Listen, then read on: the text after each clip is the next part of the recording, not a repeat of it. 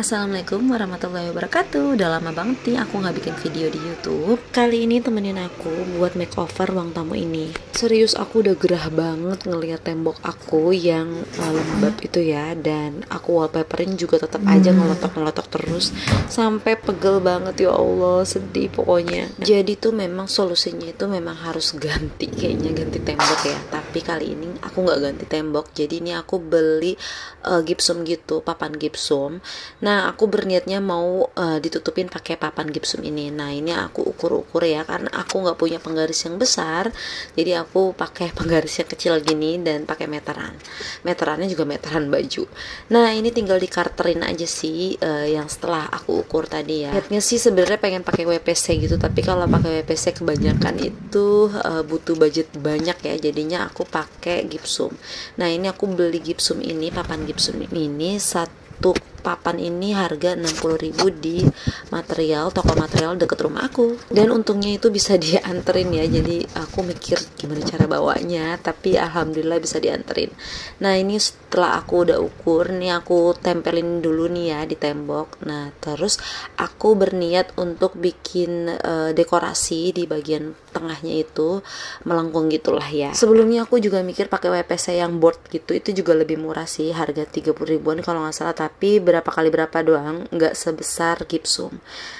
Dan aku mikirnya juga cara motongnya itu agak lebih susah daripada gipsum, jadi aku pikir-pikir mendingan pakai gipsum aja. Jadi sebelum aku mutusin pakai gipsum, aku cari tahu dulu cara motongnya ya, karena pakai gipsum ini cuma di karter-karter aja cara motongnya. Jadi aku memutuskan pakai ini karena nggak terlalu ribet banget kalau untuk bikin dekorasi yang bagian melengkungnya itu. Nah, ini aku pengen bikin melengkungnya di bagian tengahnya gitu.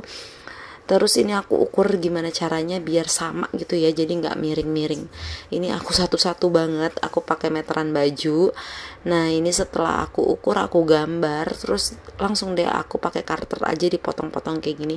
Diulang-ulang ya sampai tembus ke bagian bawahnya. Ini aku ulang-ulang terus. Kalau pakai triplek pun memang agak susah juga, jadi aku mutusin memang pakai gipsum yang lebih baik.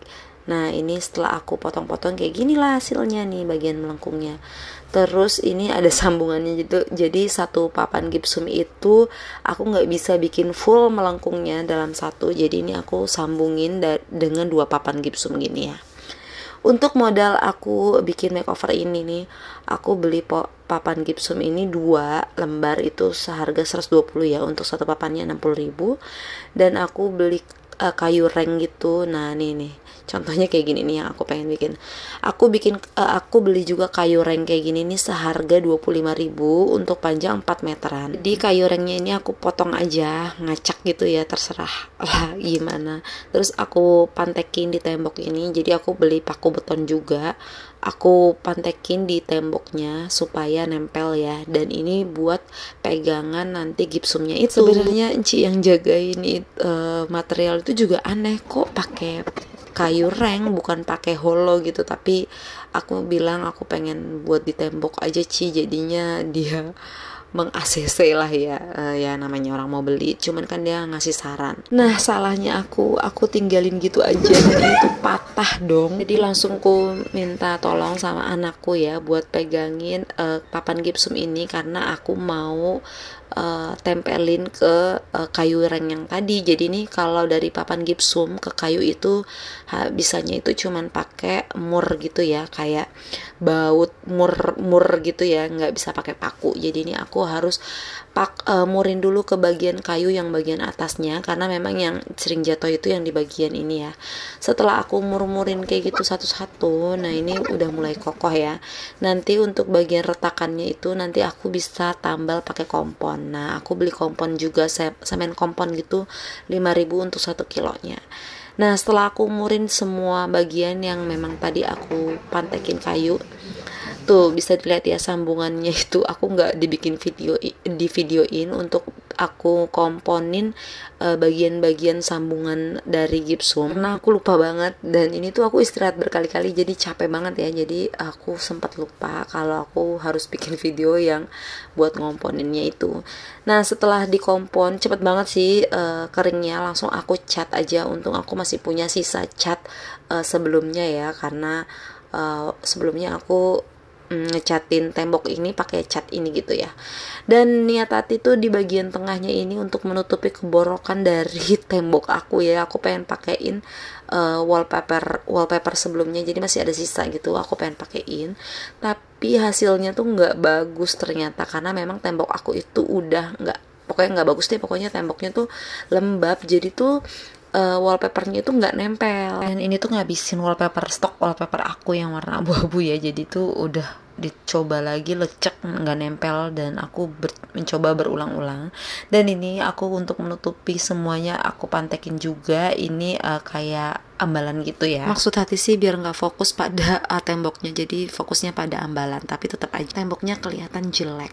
Tapi hasilnya tuh tetap aja jadi jelek gini tuh, lecek gitu kan, karena saking nggak nempelnya wallpaper ke tembok ini. Jadi aku inisiatif buat beli board wallpaper gitu. Itu biasanya dipakai buat dapur gitu ya. Ini aku komponnya ini aku bersihin lagi karena kemarin belum smooth gitu, jadi ini aku rapihin lagi.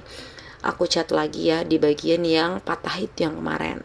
Nah setelah aku cat lagi udah mulus lagi tuh ya bagian patahnya itu, alhamdulillah, karena aku tambal pakai kompon juga. Nah setelah itu tuh aku pakai pisau buat ngalusinnya karena aku nggak punya kapek ya, jadi aku pakai pisau.